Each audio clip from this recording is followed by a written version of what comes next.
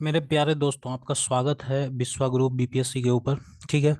तो आज current affairs का एक बहुत ही ज़्यादा इंपॉर्टेंट टॉपिक है हमारा। अगर कल वो सबसे इंपॉर्टेंट टॉपिक अगर हमसे पूछोगे ना कि भाई इस बार का जो बीपीएससी 69th मेंस होने वाला है उसमें इंटरनेशनल रिलेशन का सबसे इंपॉर्टेंट टॉपिक क्या हो सकता है, तो मैं आपको आंख बंद करके बताऊंगा G20। क्योंकि G20 ऐसे तो है ही एवरग्रीन टॉपिक है, लेकिन G20 के अंदर जो न्यू दिल्ली डिक्लेरेशन हुआ है ना, इसके अंदर काफ़ी सारी चीज़ें हुई हैं।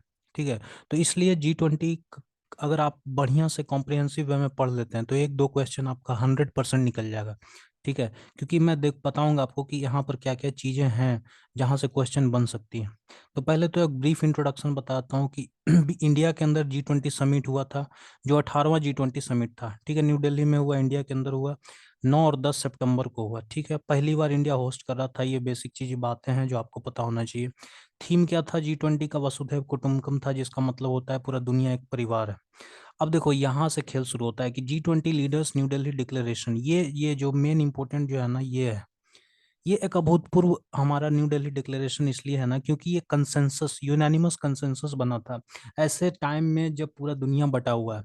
रसिया यूक्रेन को लेके कुछ लोग रसिया को सपोर्ट कर रहे हैं, कुछ कंट्रीज कुछ यूक्रेन को सपोर्ट कर रहे हैं, पूरा यूरोप लगा हुआ है यूक्रेन को सपोर्ट करने में, है ना। अभी हमारा इजराइल पैलेस्टीन शुरू हो गया, है ना। तो ये पूरा दुनिया अभी जब बटा हुआ है तो ऐसे में आप एक यूनानिमस कंसेंसस बना के कोई डिक्लेरेशन साइन करवा लेना, ये अपने आप में बहुत ही बड़ा डिप्लोमेटिक विन कह सकते हो इंडिया का। ठीक है। तो इसलिए ये जो हमारा G20 समिट में न्यू दिल्ली डिक्लेरेशन है ना, ये बहुत ही ज़्यादा इंपॉर्टेंट है। इसके अंदर क्या क्या चीज़ें हैं हम एक एक करके सब कुछ पढ़ेंगे। ठीक है। तो G20 leaders new Delhi declaration का इंपॉर्टेंस इस बात से है कि ये यूनानिमस कंसेंसस बनाने में कामयाब हो गया, कि ऐसे समय में जहां पर आपके पास ग्लोबल इश्यूज काफ़ी डाइवर्सिफाइड है, रसिया यूक्रेन टेंशन है, सस्टेनेबल डेवलपमेंट को लेके डेवलपिंग और डेवलप्ड कंट्रीज में जो झगड़ा चल रहा है, फूड सिक्योरिटी को लेके आपको पता है ब्लैक से ग्रीन डील पर जो है हॉल्ट लग गया था, and launching the global biofuel alliance भी हमने लॉन्च किया जो यहाँ पर हम पढ़ने वाले हैं। तो एक्चुअली बहुत सारे जो इनिशिएटिव्स लिए गए हैं इंडिया के द्वारा G20 साइडलाइंस पर, उसको भी हम लोग देखेंगे। ठीक है।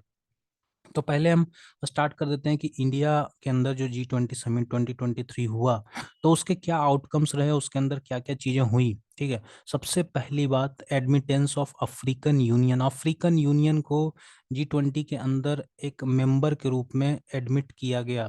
तो अब G20 हमारा G20 रहा नहीं, एक्चुअली अब ये G21 हो गया है। अगर आप देखें थियोरेटिकली, प्रैक्टिकली अगर देखें तो ये G21 हो गया। ठीक है। क्योंकि अब इसमें 21 मेंबर्स हो गए हैं। नया हमारा जो मेंबर है वो अफ्रीकन यूनियन है, अफ्रीकन यूनियन है। ठीक है।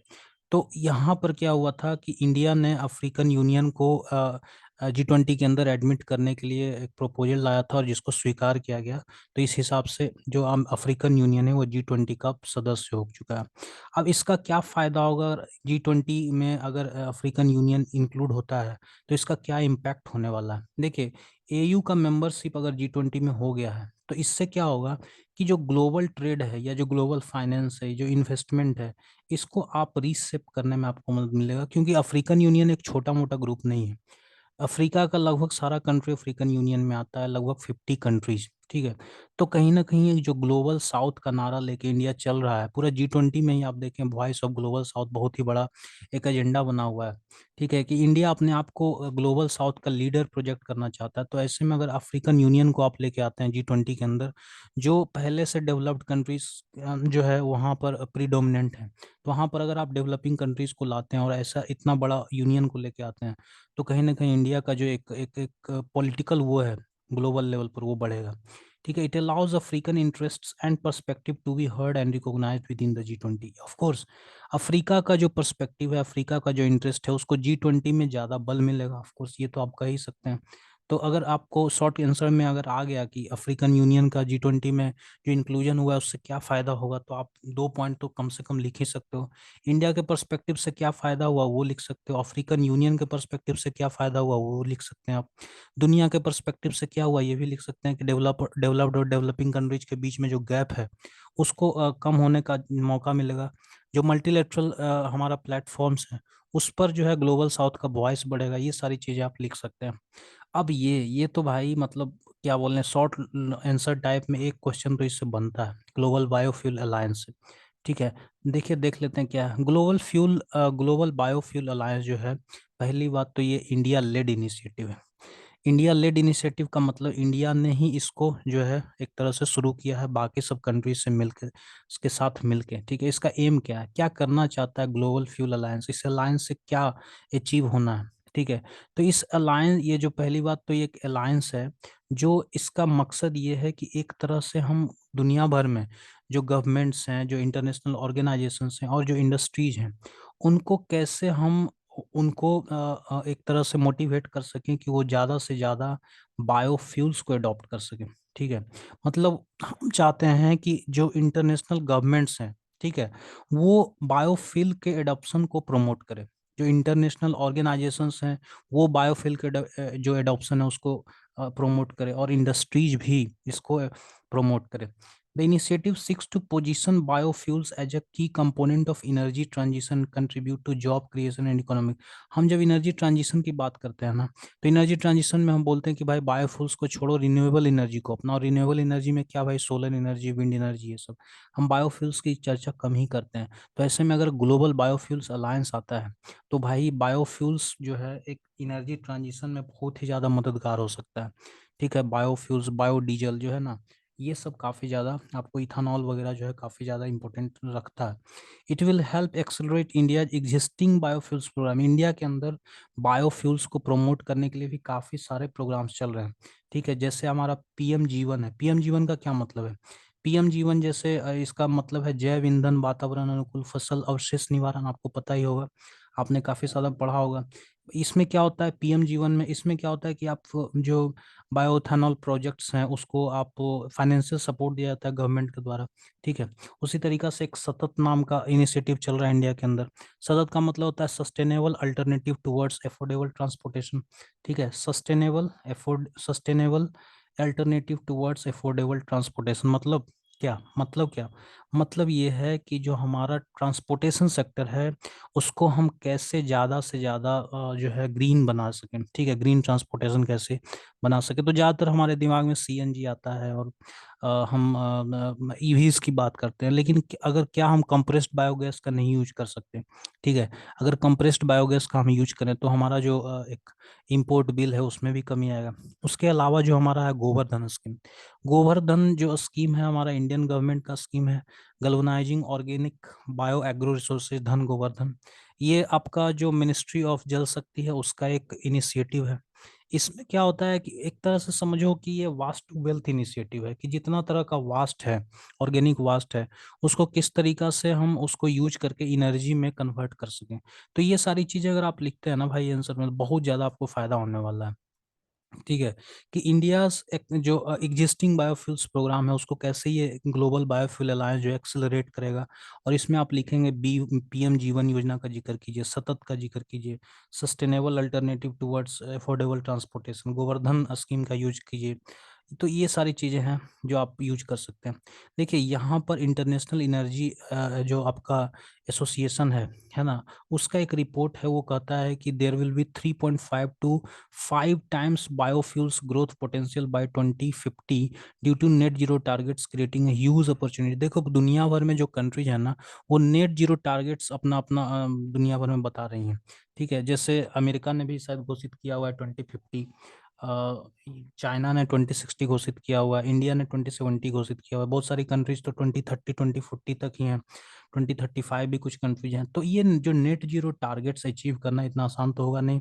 तो उसके लिए आपको क्या होगा, आप दुनिया भर में जो जो बायोफ्यूल्स है उसका डिमांड जो है वो बढ़ने वाला है। ठीक है, तो इसीलिए जो है बायोफ्यूल्स का, ग्लोबल बायोफ्यूल्स का, इसके लिए जो हमारा अलायंस जो है इसका इम्पोर्टेंस बढ़ जाता है। फॉर्मेशन ऑफ फाउंडिंग मेंबर्स इसमें क्या क्या है इसको हम देख लेते हैं। देखिए इसके अंदर जो फाउंडिंग मेंबर्स, देखिए G20 के अंदर इंडिया ने काफ़ी सारे इनिशिएटिव लॉन्च किए हैं। उसमें 4 कंट्रीज आपको हर इनिशिएटिव में देखने को मिलेगा। सबसे पहले इंडिया, उसके बाद आप यूएस, ठीक है, उसके बाद आपको इटली देखने को मिलेगा, और यूएई। ये चार कंट्रीज जो हैं, और भी हम पढ़ेंगे, और भी अलायंस और इनिशिएटिव्स इंडिया ने लॉन्च किए हैं, उसमें भी ये चार कंट्रीज आपको देखने को मिलेंगे। तो चार कंट्रीज तो हो गए। उसके अलावा देखो, यूएस जो हमारा अमेरिका से आता है, ब्राजील और अर्जेंटीना भी अमेरिका से, अमेरिकन कॉन्टिनेंट से आता है। तो चार कंट्रीज ये हो गया आपका। इंडिया का पड़ोसी देश बांग्लादेश है, जो इंडिया का हमेशा साथ देता है, ठीक है। मॉरिशस इंडिया का ही एक समझो एक्सटेंशन है। साउथ अफ्रीका, साउथ अफ्रीका भी है इसमें। तो कुल मिला के इसमें जो आपका 9 कंट्रीज हैं, ठीक है। ये 9 कंट्रीज जो हैं इसमें देख लो, 1 2 3 4 5 6 7 8 9 कंट्रीज, ठीक है। तो ये जो ग्लोबल बायोफ्यूल्स अलायंस का जो मेंबर्स है ना, ये बहुत, देखो क्यों यूएस को, ब्राजील को और इंडिया जो है मिलके इतना बड़ा स्टेप ले रहा है। देखो, यूएस से जो है ना, दुनिया में जितना भी आपका इथेनॉल प्रोडक्शन होता है, उसका 52% यूएस के अंदर होता है, ब्राजील के अंदर 32% होता है, इंडिया के अंदर अभी 3% होता है, लेकिन इंडिया के अंदर पोटेंशियल बहुत ज़्यादा है। और ये जो 3 कंट्रीज सिर्फ है ना, ये 85% शेयर है दुनिया में जो इथेनॉल प्रोडक्शन हो रहा है, और लगभग 81% कंजम्पशन भी यही लोग कर रहे हैं। तो कहीं ना कहीं ये कंट्रीज जो है, ये जो मेंबर्स हैं, वो काफ़ी इंपॉर्टेंट है, ठीक है। तो ये तो नाइन नाइन कंट्री जो है, इसने पार्टिसिपेट लिया इसका मिशन में। उसके अलावा 19 कंट्रीज और 12 इंटरनेशनल ऑर्गेनाइजेशन ऑलरेडी बोल चुके हैं कि हाँ, हम भी भाई ज्वाइन करेंगे, ठीक है। इसके अलावा नॉन जी 20 सपोर्टिंग जीवीए, जो जी 20 में नहीं है फिर भी ग्लोबल बायोफ्यूल्स अलायंस को सपोर्ट कर रहे हैं, वो Iceland, Kenya, Guyana, Paraguay, Seychelles, Sri Lanka, Uganda, Finland. इसको याद रखने की कोई जरूरत नहीं है। इंटरनेशनल ऑर्गेनाइजेशंस में World Bank of course, Asian Development Bank, World Economic Forum, World LPG Organisation, UN energy for all. ये सब जो आपके, इसको ज़्यादातर याद नहीं रखना है, कुछ आप जैसे वर्ल्ड बैंक का याद रख सकते हैं, एशियन डेवलपमेंट बैंक का याद रख सकते हैं, वर्ल्ड इकोनॉमिक फोरम करके आप एक्सेट्रा देख लिख देंगे, तो ये आपका काम बन जाएगा। आप कहेंगे कि भाई देखो, कुछ इंटरनेशनल ऑर्गेनाइजेशंस जो हैं, उन्होंने भी ज्वाइन किया है इस ग्लोबल बायोफ्यूल्स अलायंस के, या आगे के चल के ज्वाइन करने वाले हैं, और इसमें आप वर्ल्ड बैंक, एडीबी और वर्ल्ड इकोनॉमिक फोरम का जिक्र कर देंगे, ठीक है। उसके अलावा इंटरनेशनल एनर्जी एजेंसी, ये बहुत इंपॉर्टेंट है, इसका भी आप जिक्र करेंगे। International energy forum, international renewable energy agency और वर्ल्ड बायोगैस एसोसिएशन, ये सब भी है जो इस बायोफ्यूल, ग्लोबल बायोफ्यूल अलायंस में शामिल होने वाली है। तो क्या क्वेश्चन बनेगा ग्लोबल बायोफ्यूल्स अलायंस में? देखिए, पहली बात तो ये कि ये शॉर्ट आंसर टाइप में जाएगा, और अगर जी 20 पर न्यू दिल्ली डिक्लेरेशन के ऊपर पूछता है, तो आप इसको, इसका जिक्र कर सकते हैं। लेकिन अगर सिर्फ ग्लोबल बायोफ्यूल्स अलायंस से क्वेश्चन आता है, तो पहली बात तो आप बताएंगे कि इसका फाउंडिंग मेंबर्स क्या हैं, कौन कौन है, ठीक है। उ-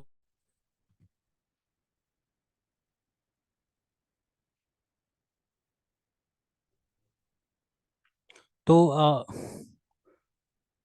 तो यहाँ पर थोड़ा सा दिक्कत हो गया था। आगे बढ़ते हैं फिर से भाई।